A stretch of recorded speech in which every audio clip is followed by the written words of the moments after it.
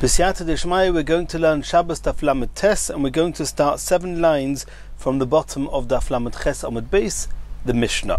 Says the Mishnah, Ein noisnin beitza b'tzad hameicham b'shvil shetis galgel. One is not allowed to put a raw egg next to a copper kettle in order that the egg should become roasted somewhat, should become cooked.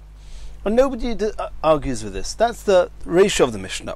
Next stage of the Mishnah, v'lo yafki eno b'sudrin. You're not allowed to crack an egg open onto a hot type of material that's been heated up in the sun in order that the egg should become a fried or cooked egg when spread on this hot material. Rabbi Yossi matir. In this case, Rabbi Yossi says it's mutter. The next case in the Mishnah, v'lo yatmineno b'choil u'ba'avak drachim. One is not allowed to submerge, to hide, so to speak, an egg in sand or in the dust on the sidewalks, b'shvil shetitzlena, in order that the egg should get heated up from the heat of this sand or the avak drachim, and an egg which is easily cooked can easily get cooked in such sand. Says the Mishnah, Maisa she'osu anshe Tveria. The people of Tveria, they did the following. V'hiviu siloin shel tzoinon letoich amo shel chamin. In Tveria, they had the hot fountains of Tveria. They were hot, and people would put in the taps or the pipes of the cold water. They would run the cold water through the Chamei Tveria, and the Chamei Tveria, the hot waters of the wells of Tveria, the springs of Tveria, would heat up the cold water. Omru lem chachomim, and the chachomim said to the Anshe Tveria, Im b'Shabbos kechamin shehu chamu b'Shabbos.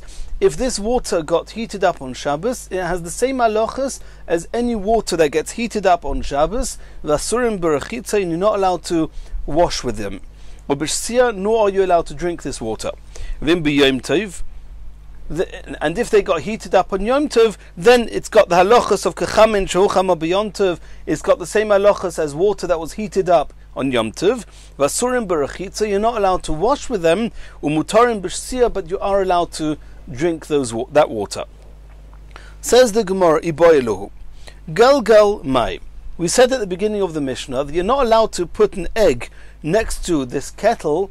The kettle was heated up with a fire inside it. It's a clear rishon, and now you want to put an egg next to it, so the egg should get fried somewhat, should get cooked. You're not allowed to do that on Shabbos. Says the Gemara, what is this galgal? The Mishnah just said bishul shetiz galgil. We translated it as being slightly roasted, but what does this galgal mean? Omer of Yosef, galgal chayev bechatos. This little bit of roasting or cooking that happens to the egg next to the kumkum, next to this flask of hot water, is actually considered a proper bishul and is chayev chatos. Omer mar breder avina. We also learned in a brisa, Kol sheba b'chamin milifnei Shabbos, sheirin oisei b'chamin b'Shabbos. And this is a Mishnah we're going to learn about later on Daf Kuf Mem Hey. When you have something which is very salty, and if you soak it in hot water before Shabbos, and then you want to soak it again in water on Shabbos, you're allowed to. Kol sheba b'chamin milifnei Shabbos, since it was soaked before Shabbos, it already finished its process of cooking before Shabbos, and therefore you're allowed to soak it again on Shabbos. It's not called bishul, it was already nizbash, it was already cooked before Shabbos. This salty food that was not soaked in hot water before Shabbos, you're allowed to rinse it with hot water on Shabbos, because the rinsing it will not cook it. But you're not allowed to soak it because the soaking would be considered cooking. Chutz min ha-meliach yashon, a type of fish that's been salted for a long time, v'kulias ha-aspenyan, or a type of fish called kulias from a place of asponin, where shehatachoson zui gemar melachtom, that those examples of fish, if you just rinse them, it's already considered a gemar melacha. It's considered mevushal. Some people would eat it like that. So Shema Mino, you see from here that even if something is not absolutely completely cooked, but it's cooked enough that some people would eat it, it's already called Gmar Melachton, it's called Bishul. So too in the case of Galgal, of an egg, even though it might not be completely cooked or roasted, but since some people would consider it roasted and would eat it, therefore it's considered Bishul and is Chayav Chatos. Continues the Gemara of Lo Yafki Eno Besudrin. We saw in the Mishnah that the Tanakhama say you're not allowed to crack an egg onto this material that's been heated up by the sun in order that the egg should get cooked on this sudar. And Rav Yesi Matir, Rav Yesi says it's mutter. Says the Gemara, V'hodit nan, this that we saw in the Mishnah, Noisnin tavshil l'toich haboyer b'shvil sheyehi shamur.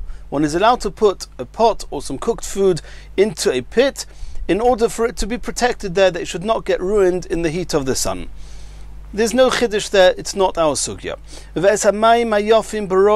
You're allowed to submerge a container with cold water into some stagnant water, in order that the cold water that's called the Maimaroim should cool down the Maim Hayofim, the fresh and the good water. That's also not to do with our sugya, it's a sugya later on. This is the important part for us. You're allowed to put tzoinon, cold water, bechamo, in the sun, kadei sheyichamu, in order that the sun should heat it up. And if you're allowed to, you see there clearly that you're allowed to heat something up with the sun. Leima Rabbi Yosi, could that Mishnah be Rabbi Yosi? The Rabbi Yosi says in our Mishnah you're allowed to crack an egg on a sudor that was heated up in the sun, but v'loy Rabbanon, but according to the Rabbanon who say that lo yafki eno b'sudrin, they would say even there that it's also you're not allowed to heat up anything cold with the sun. Omer Rav Nachman says no. Everybody agrees that you're allowed to heat something up with the sun on Shabbos. But heating something up with a fire, that's loisav aroesh. Heating up something which is itself was heated up by a fire. For example, if a fire heated up a klirishoin, and now this klirishoin is going to heat up something else, that's called a tolda of ur being fire. Everyone agrees it's asur. Ki pligi, where they're arguing in our Mishnah? But toldos hachama. In our Mishnah, the egg was not getting cooked directly in the sun, it was getting cooked by a sudar that was heated up by the sun. That's toldos hachama. Marasov agozrin on toldos hachama otu toldos ha'ur. Because somebody who sees this hot sudar, he doesn't know that the sun heated it up. He might think the sudar was heated up with a fire, with something that was on the fire. And therefore, they're going to think that toldos ha'ur is also mutter. And we said here that toldos ha'ur is asa, because you might come to heat it up on the fire itself. So since toldos hachama can get confused with toldos ha'ur, and therefore it should be asa. And Rav Yosi holds that we're not geyser, and even though toldos ha'ur is asa, chama, everyone says it's mutter. Nobody would get confused between heating something up in the sun and heating something up on the fire. And toldos ha'chama, they were not geyser otu toldos ha'ur. Says the Gemara, we saw in the Mishnah that you're not allowed to hide, you're not allowed to submerge an egg into the sand or avak drachim, the dust at the side of the roads, which has become itself heated up by the sun, in order that it should get roasted. Says the Gemara of Lifleg Nami Rabbi Yosi Baha. Why over here in the case of Loyat Mineno does Rabbi Yosi not say Rabbi Yosi Matir? It's Tolda Dechama, and Tolda Dechama Rabbi Yosi said is mutter. Says the Gemara, no. There's two explanations, two Manda Omrim in the Gemara, why Yatmineno should be worse. Rabba Omar Gzeir Shema Yatmin Baroimet. Since you're not just heating up with the egg with something that was heated up in the sun, you're submerging it into the sand that was heated up in the sun. It's compared to hatmona, submerging a food into roimetz, into something which is moisif hevel, into ashes that have coals in them, and we know that's severely osa, because you might come to stoke those coals, and therefore over here Rabbi Yosi agrees that it will be osa. Rav Yosef Omar, mipnei shemezes ofor mimakoymi. Rav Yosef says if you're just going to crack an egg on a sudar, that will be mutter. It's toilda the chama and it's mutter.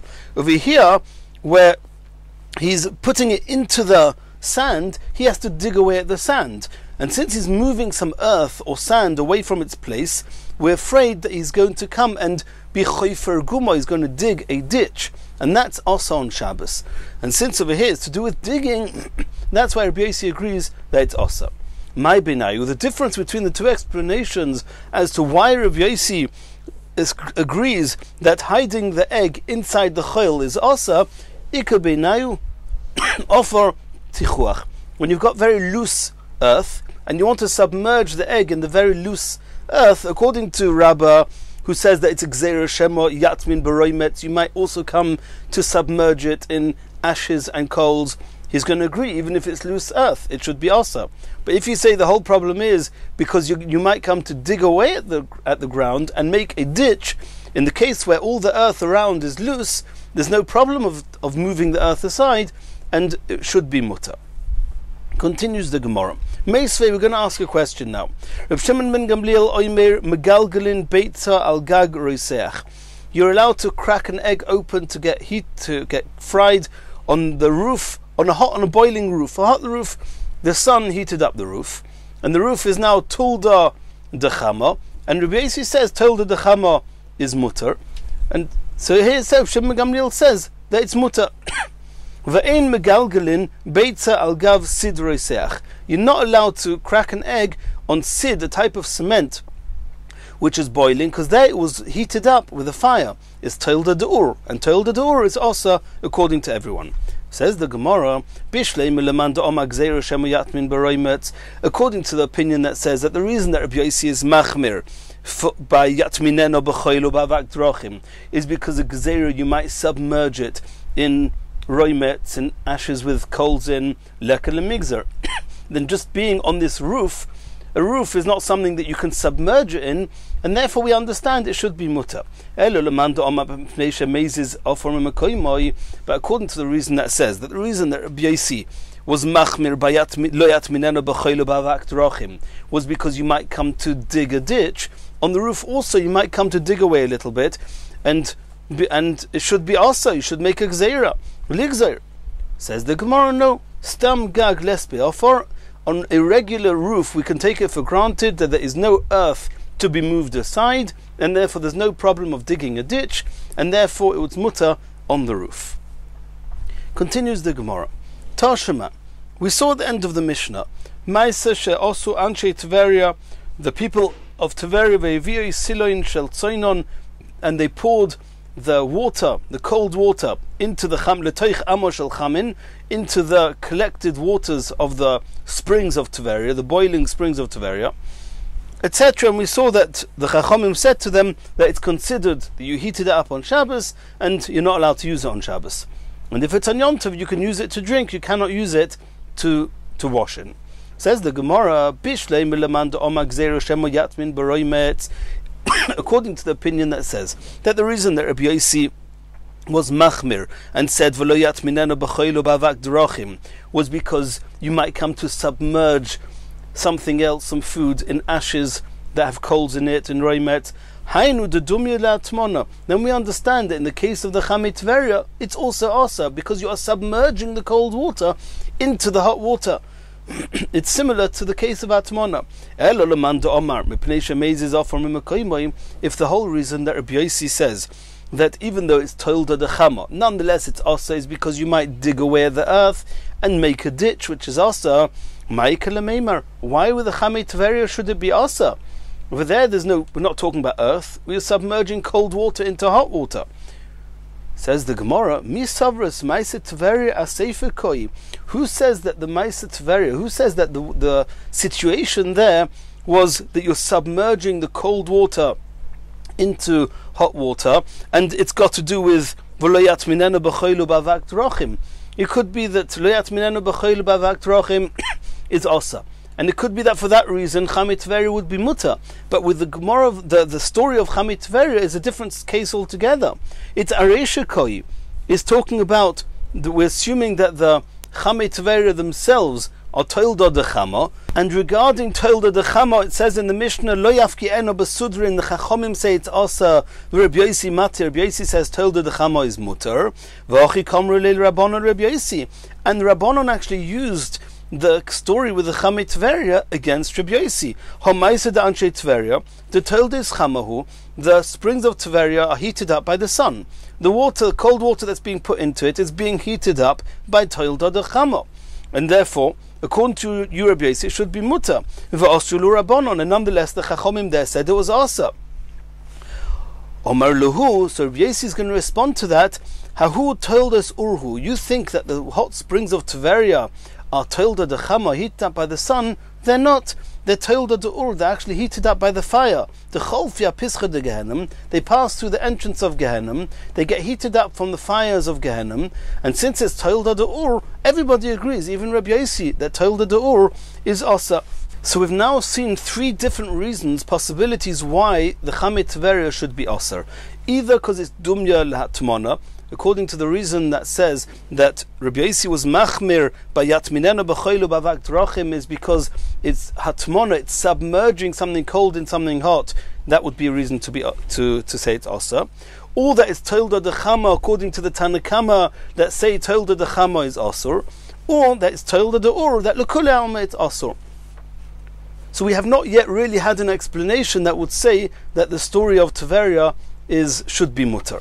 Continues the Gemara, Omar of Chizda, Mimaisa she'asu anshe Tveria, v'asu l'hu Rabbanon, from the fact that the anshe Tveria wanted to heat up the cold water with the Chamei Tveria, and the Rabbanon said it was asa, botlo hatmono b'dovar hamoisif hevel, v'afilu mib'oid yoim. You see from there that even putting something cold, submerging something cold into something hot on Erev Shabbos, if it's a dovar hamoisif hevel, it's asa. And Tosfos already asks, why do I need to learn this out from the story of the Chamei Tveria? It's an explicit Mishnah that says, we're going to learn about it soon on Daf Mem Zayin, that you're not allowed to be moise ein toimnim b'dova moisef hevel. Continues the Gemara, Oma Ula, halacha k'anshe Tveria, the halacha is like the anshe Tveria, and here the Rishonim all ask that we just said now that according to all the explanations, there's no reason it should be mutter. There are three reasons it should be asa. Why should anybody rule like the anshe Tveria that did do it on Shabbos? So the Rishonim deal with that. But that's what Ula says. Ula says the halacha is like the anshe Tveria, that one is allowed to pour this cold water through the hot water on Shabbos. Obviously, you put the water there before Shabbos, it gets heated up on Shabbos. Omalir of Nachman, Kvatovrinu anshe Tveria lesilunaihu. The anshe Tveria were makabel, they accepted the issa of the Chachomim, and they've already broken up these pipes that are channeling the cold water into the Chamei Tveria, and everybody agrees it's asa. Continues the Gemara. Maisa she'asu anshe Tveria. We saw in the Mishnah on Daf Lamed Ches Amud Beis that the anshe Tveria, they ran the cold water through the hot springs of Tveria, and the Chachomim said that it has the same halacha as heating up water on Shabbos, and therefore it's asa for rechitza and shsia. You're not allowed to wash in them nor drink them. And in Yom Tov it's got the same halacha as water that was heated up on Yom Tov. You're not allowed to wash in them, but you are allowed to drink them.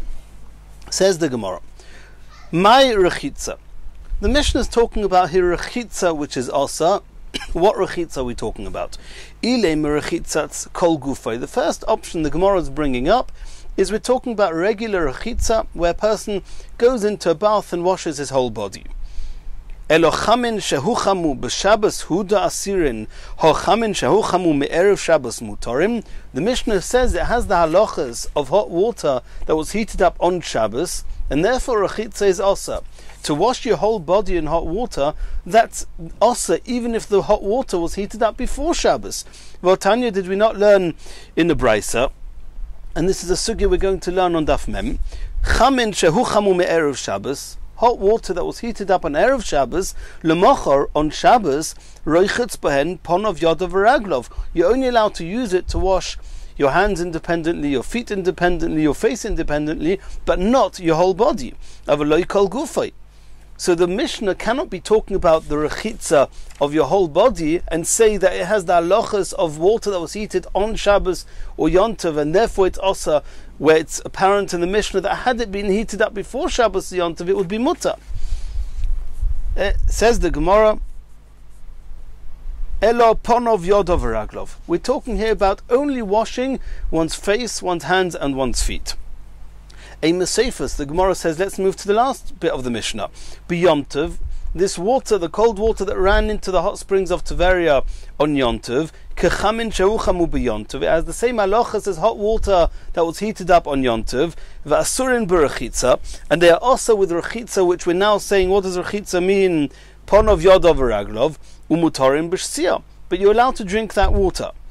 If that's pshat in the Mishnah, then it seems this Mishnah is following Beis Shammai. Ditnan, because we learned in a Mishnah in Beitza, Beis Shammai oimrim loyachim odom chamin leraglov eloim ken ruin lishtia. Beis Shammai hold that water that was heated up on Yom Tov, you're allowed to use it to drink, you're not allowed to use it to wash even just your feet.